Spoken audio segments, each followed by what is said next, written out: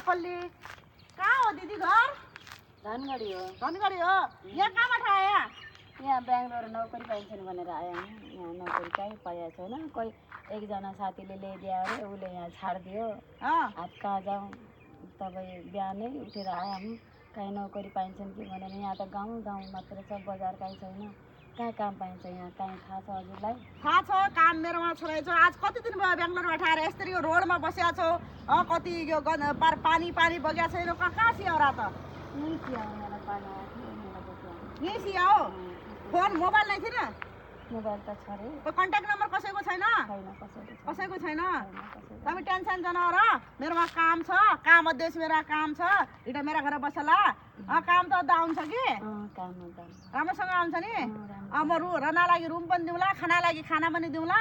तपाईँ हिँड, मेरोमा हिँड, म काम लगाइदिन्छु आया? टेन्सन जन्मान आया? म छु हिँड।